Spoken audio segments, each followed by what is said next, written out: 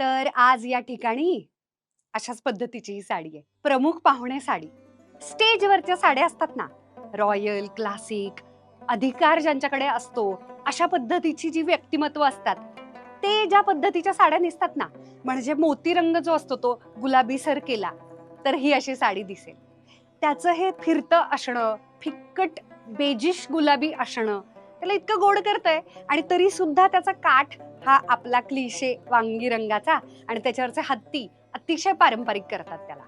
पण याचा royalness, richness वाढवण्यासाठी मी याच्याबरोबर मोती पेअरअप केले आहेत आणि पर्ल्सनं आणखी त्याचा क्लास वाढतो. आता ही साडी आहे फक्त 1100 रुपयाला, पण त्याचा एक छोटासा तोटा आहे. कॉटन आणि सिल्क ब्लेंड असलेली साडी थोडीशी जाडसर आहे. त्याच्यामुळे ती थोडीशी अंगाला पिना वगैरे लावताना लक्षात येते.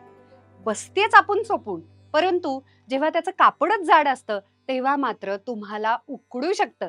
त्याचबरोबर साडीचा इतका सुंदर पर्पल कलरचाच एक ब्लाउज दिलेला आहे. भरपूर मोठा ब्लाउज पीस आहे, त्याच्याबरोबर काठही दिलेला आहे. त्याच्यामुळे अस्सल पारंपरिक जो ब्लाउज असतो एल्बो पर्यंतचा, कोपऱ्यापर्यंतचा आणि त्याला लावलेले काठ यानं त्याला अतिशय पारंपरिक ट्रेडिशनल साडीचा लुक येतोय आणि त्यामुळे ती लग्न सराईसाठी करेक्ट आहे. अशा पद्धतीच्या वेगळ्या वैशिष्ट्यपूर्ण रंगांना त्याच त्याच कापडाचे जे ब्लाउज असतात ना, ते जास्त देखणे दिसतात कॉन्ट्रास्टिंग काहीतरी करण्यापेक्षा.